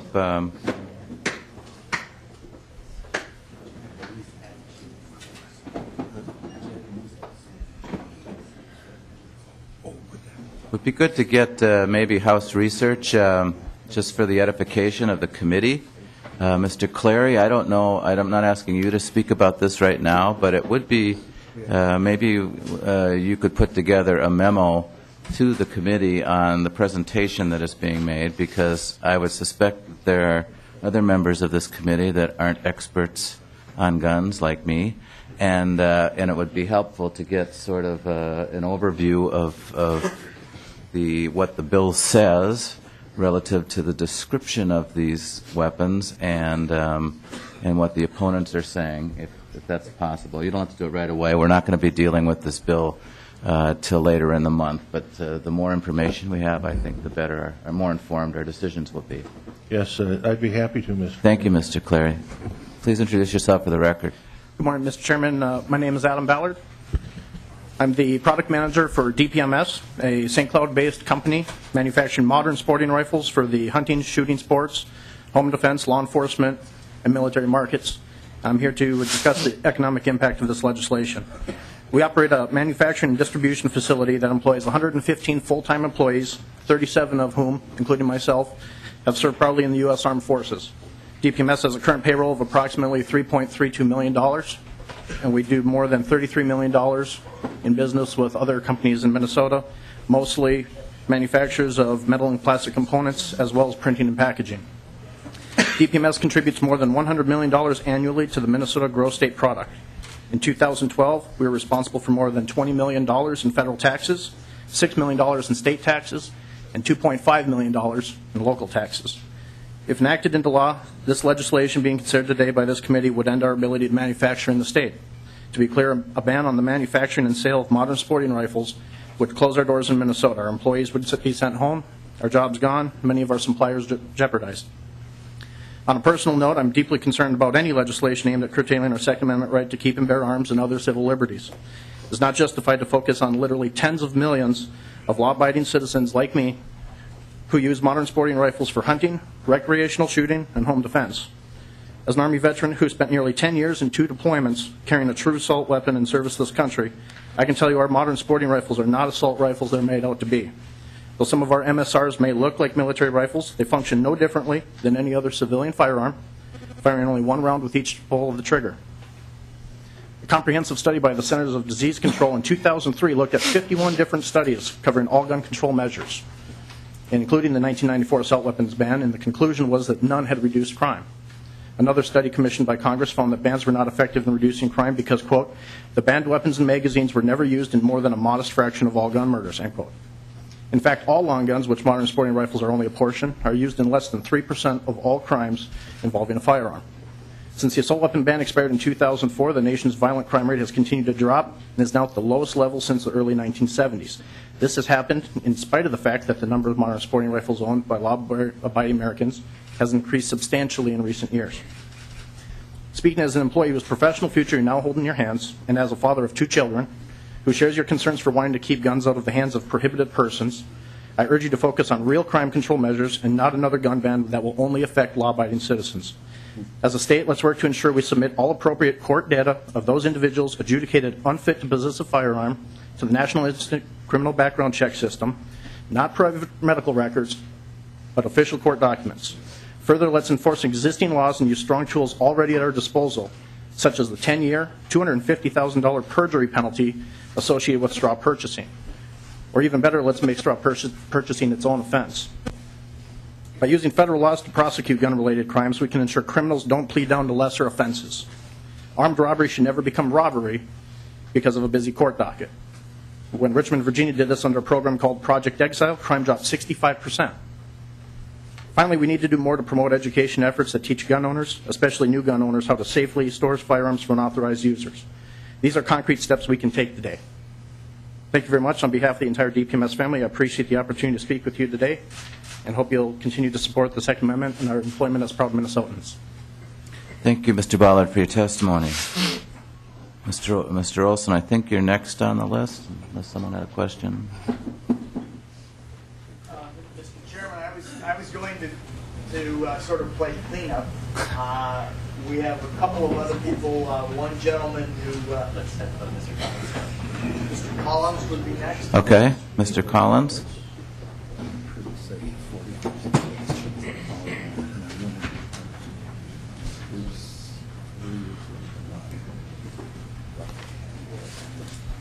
Welcome to the committee. Please state your name for the record. Good morning, Mr. Chairman, and thank you for letting me hear my testimony. My name is Kevin Collins, C-O-L-L-I-N-S. I'm here from Orinoco, Minnesota. You've heard much over these last 2 days on personal protection and the Second Amendment. I'm here to give you a little different, an additional perspective. Although I'm a firearms instructor, a permit holder, a competitive shooter, and I have a lot of opinions on the rest of these, that's not the capacity I'm here in. The capacity I'm here in, I'm the chairperson of the building committee for the Pine Island White Pine Sportsman's Club. We are just finishing a new remodel. We spent nearly $1 million on the building and new bays and 2 new rifle ranges. Our clubhouse and range is set to open here in early March. The basis of this, what's really paid the bills for these enhancements, is really the shooting sports. Primarily, in our case, USPSA and Minnesota and 3-gun.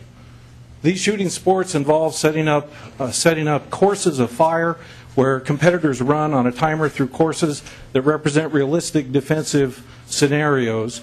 They're growing at a huge rate within the United States. We're one of about 500 USPSA clubs, for example, across the country. We happen to be one of 8 in the state of Minnesota.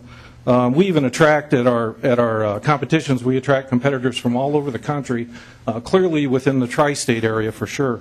And just to give you an example of how much this has grown, over the last 3 years we've had at just our club 3,000 different competitors in the USPSA competitions that we've had. These competitors have shot over that time well in excess of 300,000 rounds. And I might add, without a safety issue. These sports, the reason I'm focusing on these sports are based on using modern sporting rifles. What's referred to here is the assault weapons. They use modern sporting rifles. They use standard, what I call standard capacity mags. Those magazines that come with your handguns already, what's referred to in the next bill, 242, as large capacity mags. Any passage of 241 or 242 would be devastating to the sport in the state of Minnesota. It would be devastating particularly to our club, which is about to open. At a minimum, this is going to force each of the competitors to spend hundreds or thousands of dollars to upgrade their equipment. More likely, in many cases, it will shut down the sport for many in the state of Minnesota. As you've heard in this testimony, none of these bills are directed at the criminals or directed at law-abiding citizens. None of them have a lot of promise for improving public safety. They will, however, have a very direct impact on law-abiding citizens who choose to participate in this sport. In closing, I urge you to continue to support our Second Amendment rights. Any questions? Thank you, Mr. Collins. Thank you for your testimony. Next.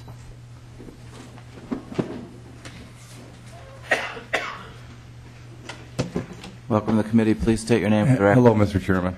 My name is John Futh. Mr. Chairman, members of the committee, thank you for the opportunity to speak with you today. My name is John Futh, and this is my son, Gunnar. On the 4th of July, 2009, we were visiting family when my son was shot, almost killed on the street outside my brother's house. Gary Schmidt, I had the news there earlier, who was drunk and angry, shot at my son and others because they were lighting off firecrackers. I almost lost my son that night.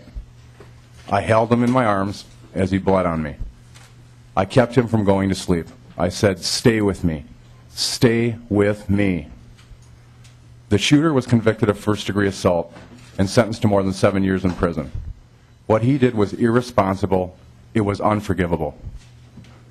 But no amount of gun control, no amount of regulation, background checks, magazine limitations. This guy used an old Marlin .22 rifle. No amount of law would ever stop this guy from making a bad, drunken decision he made that night. My son, thank God, made a full recovery and is in school today at St. Croix Lutheran in West St. Paul, Minnesota.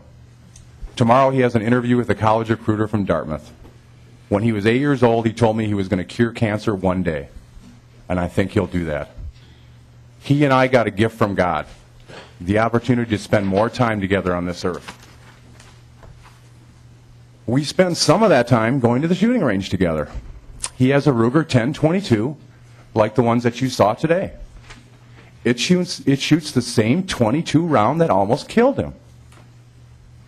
He owns normal capacity 25 round magazines. He's a great shot, and he's as safe as a shooter can be.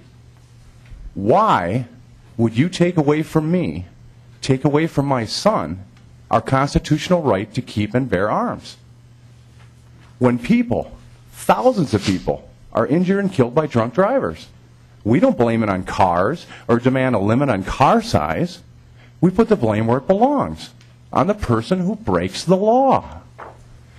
Deal with the criminals, Mr. Chairman. Help the people who badly need mental health care.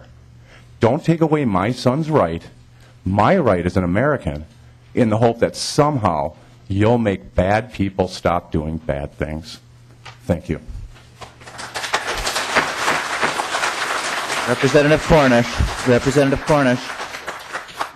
If I could ask you folks a favor in the crowd, if you could not applaud anymore when I speak or anybody else speaks, it actually makes us look bad. It's kind of rude here, even though, I appreciate it in the overflow rooms where we can't hear it. But please don't applaud anymore, no matter how hard I feel very emotional about the subject, too, but try not to applaud. Thank you very much.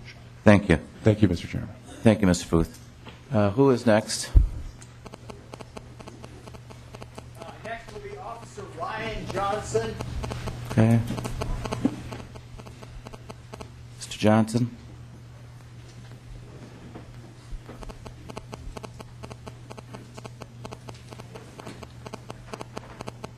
Yes, Mr. Johnson, welcome to the committee. Introduce yourself for the record. My name is Ryan Johnson, and I have been a police officer in the inner city. I won't mention the department, and obviously I'm not here speaking on behalf of the police department that I work for.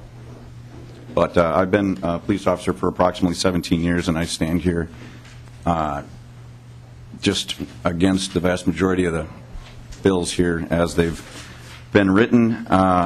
I, as well as a number of my family and friends, use a lot of these, I'll call them modern sporting rifles. I definitely agree with a number of the members here that they're not assault rifles. I have shot a number of fully automatic machine guns, commonly termed as assault rifles used by our military, but the bill here as it's written is going to preclude myself as well as a number of my friends and family from being able to enjoy our competitive shooting sports, as well as the varmint hunting and a number of other types of hunting that we enjoy. I obviously am in here in disagreement with a couple of the law enforcement people that have spoken before me. I respect obviously their right to disagree with me, but I've been on a number of police shootings over my 17 years, including one just a couple of years ago where over 30 rounds were fired by a couple of police officers. That goes to speak to against this proposed magazine capacity ban. If you limit law-abiding citizens such as myself to 7 or 10 rounds, that can have a very desperate impact on our ability to defend ourselves as well as our ability to defend others. One of those instances, over 30 rounds were fired. 7 rounds hit the suspect who was trying to kill a number of police officers, and 2 of those rounds were fatal. Now, does that mean those officers were bad shots? No, not at all. Combat is unfortunately a very fluid, fast-moving, and unpredictable event. During those times, whether you're at home attempting to defend your family, or whether you're out and about being limited to only 10 rounds and hoping that somebody is standing still and not moving and trying to harm you, is going to be severely limiting to your ability to again defend people. Again, I mentioned that I'm a competitive shooter. I use these modern sporting rifles weekly or monthly. A number of people already testified to the fact that there's going to be a huge, desperate impact to the competitive shooting community. There are a number of fellow police officers like myself that shoot on a department-sponsored competitive shooting team, and we use these type of rifles all the time, and high-capacity magazines. And again, I was just told in the last couple of minutes that there were going to be a little bit extra time for me to testify, so I apologize for a little bit of the choppiness of my notes, but if anybody has any questions, I will make myself available to any questions that you might have. Here's not. Thank you for your testimony, Mr. Johnson.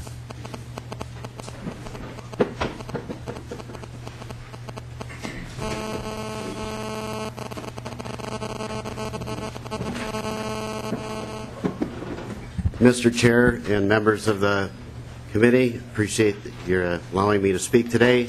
I'm a former 10th Special Forces. Sir, would you introduce yourself for the record, please? Doug Brown. Doug Brown? Yeah. Welcome to the committee. Former Green Beret. Was served with the 10th Special Forces. I'm also the owner of Ballistics Firearm Training Center. I'm a certified organization by the Department of Safety. I'm the current chairman of the FBI Minneapolis Citizens Academy Alumni Association, a member of InfraGard, and I'm retired from 3M as a telecommunications engineer. I'm here on behalf of myself to talk about this issue. I'm approaching it from a little different angle than everybody else because assault weapons have been covered, but I'd like to talk about the shootings. An examination of the shootings by age of a school shooter from 1996 to 2013 indicates the vast majority of K through 12 shooters are around 15 years of age. University shootings are typically in their early to late 20s. The K through 12 shooters are not of age to legally possess a firearm. The university shooters were either mentally ill, revenge shooters, or domestic affairs.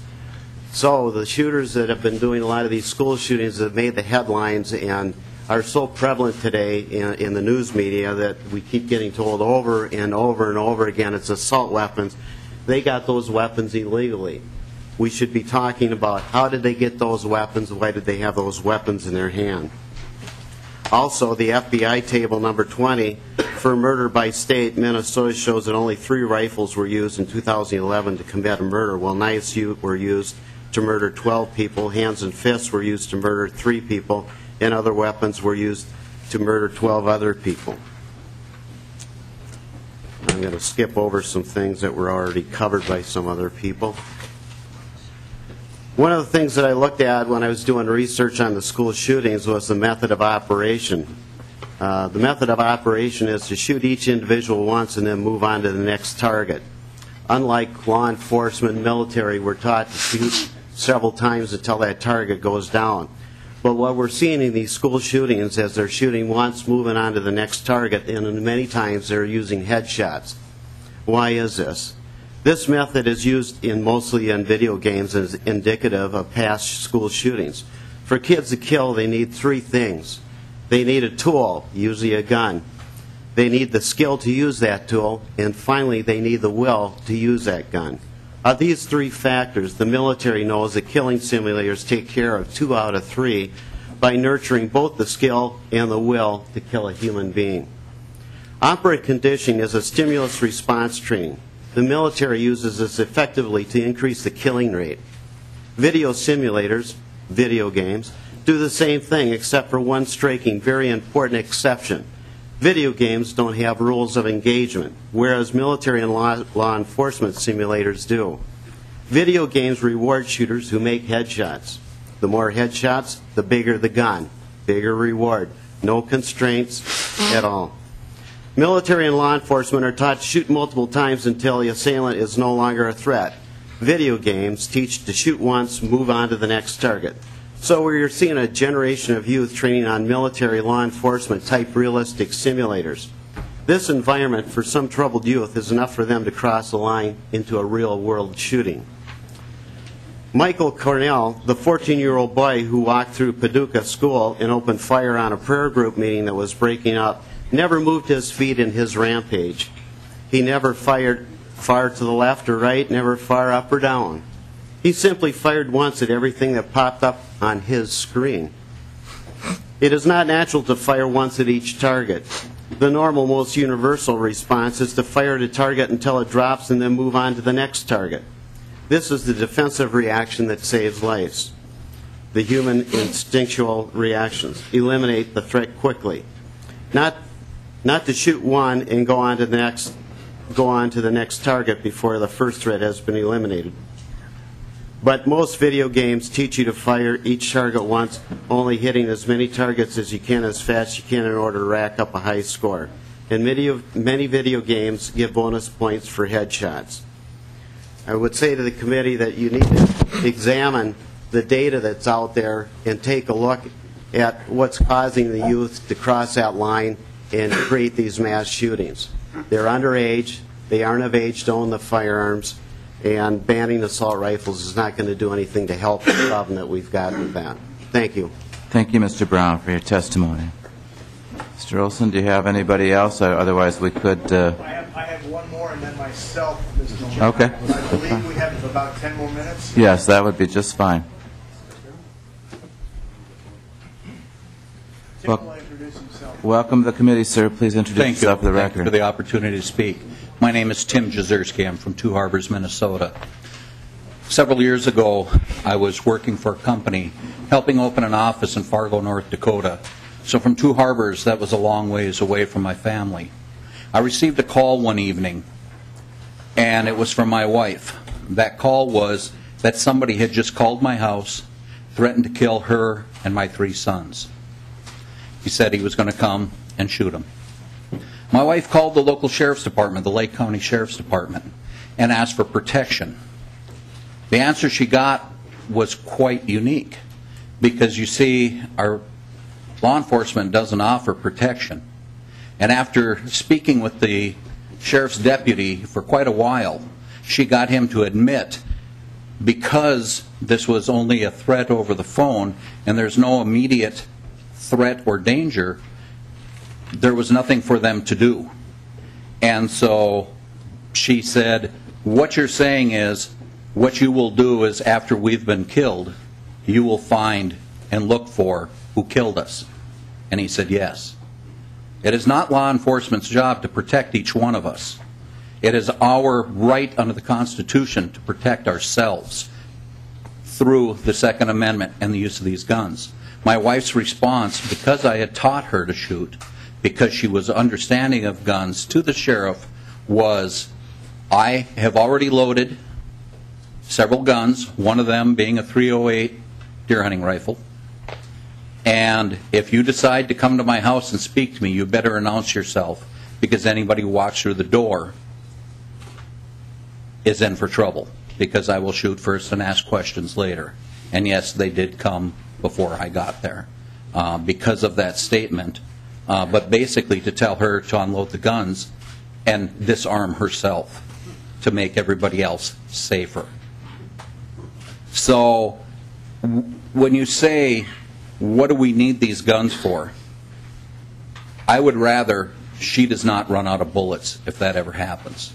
If that person ever shows up under duress, I don't think you're going to aim as well as you would on a target range.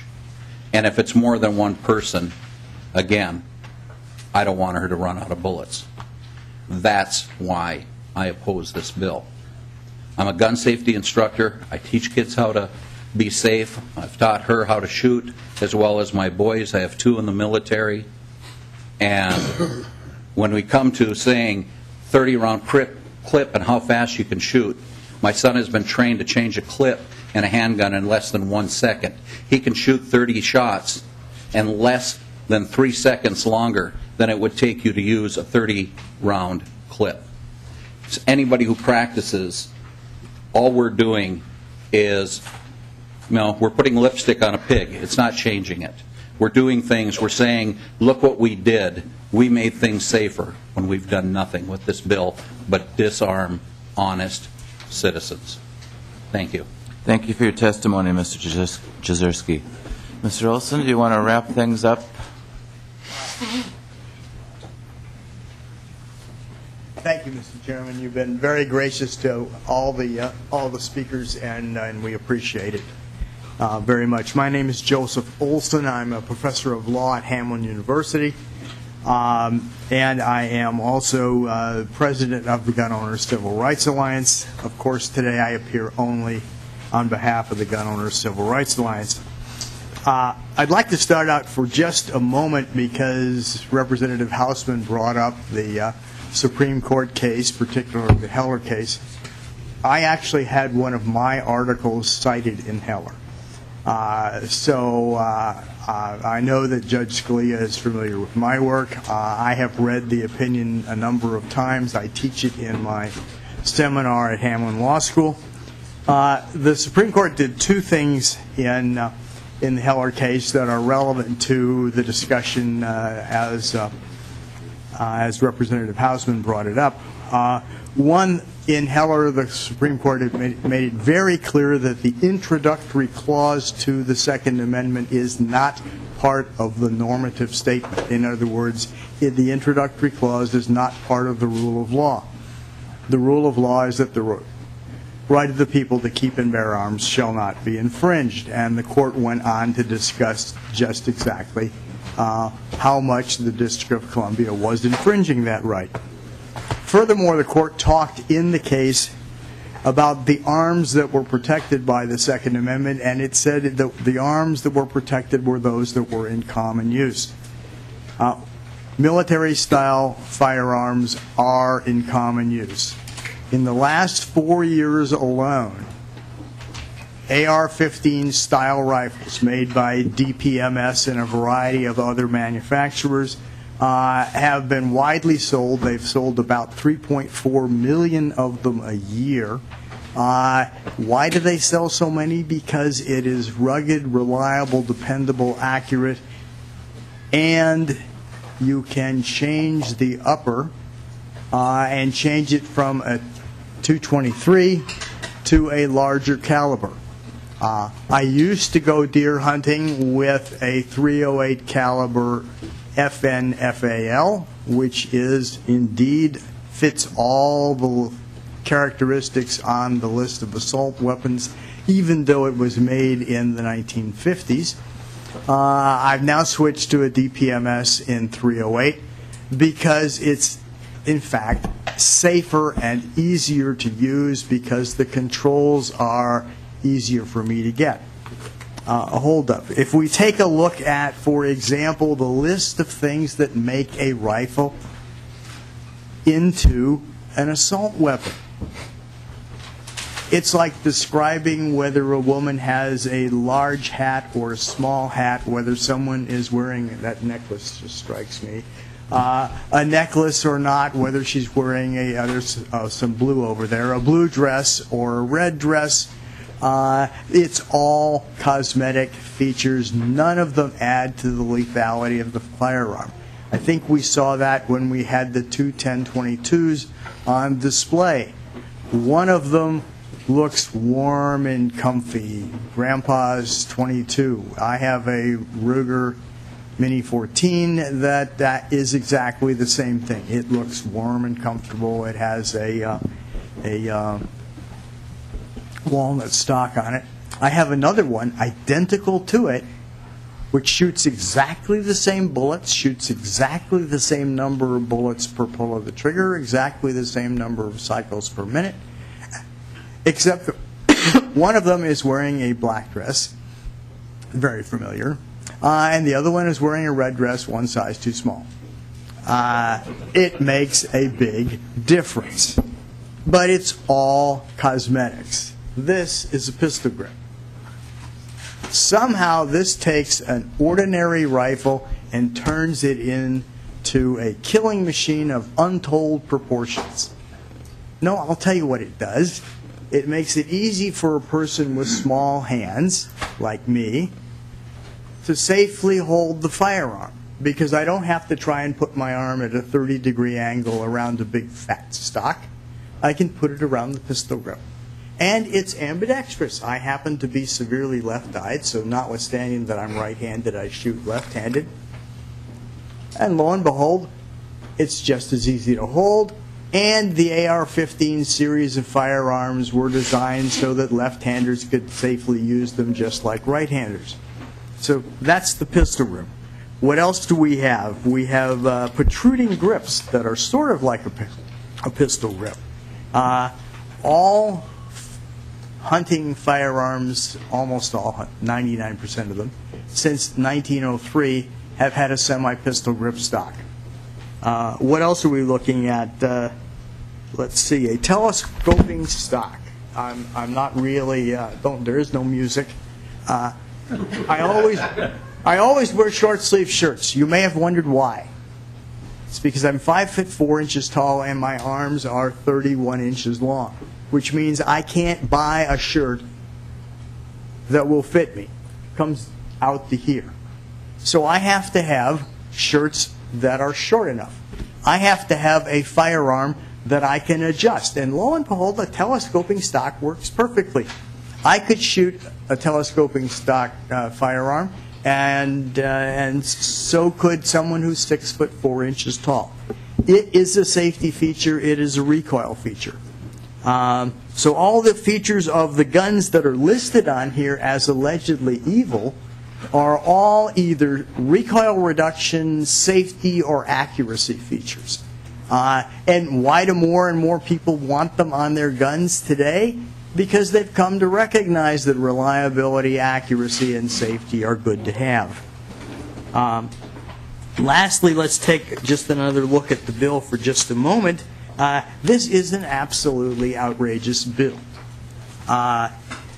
It treats semi-automatic firearms in Minnesota worse than machine guns are treated under federal law. Yes, machine guns have to be registered, and yes, you have to go through a background check, but there is no requirement that you let anyone in your house to inspect your storage.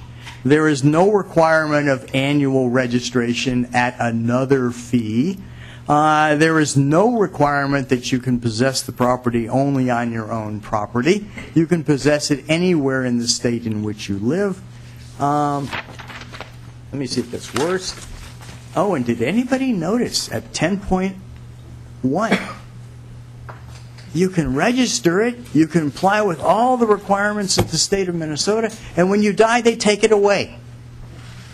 It's simply deferred confiscation. Yeah. Deferred confiscation. It's registration first, followed by deferred confiscation. And whenever I say to legislators, if you're going to register it, you're going to confiscate it, and they say, oh, no, we would never do that. Well, here's proof. Right here. If you register it, we know that you want to confiscate it, and you're going to do it when you get a chance. Well, I hope that you don't get a chance in this bill. Thank you. Thank you, Mr. Olson, for your testimony. Thank you, everybody, for your testimony and your respectful discussion today. We will be meeting the final day tomorrow from 10 to 12 and into the evening. We have 6 more bills, and then we will be done for now. Members, any questions? The chair will lay over House File 241. Any other questions? Representative Kiefer. Thank you, Mr. Chair. I think you've run a really good committee on this important issue. I'm really disappointed that so many members have left this hearing because this is an extremely, extremely important issue. We're talking about our constitutional rights here. I just want to make that comment. Thank you. Representative Kiefer, I appreciate that, but if I could just say that other members, there's other committees going on, and this was supposed to be done earlier, and I apologize for that, but I wanted to give everyone an opportunity who came to testify. This meeting is adjourned.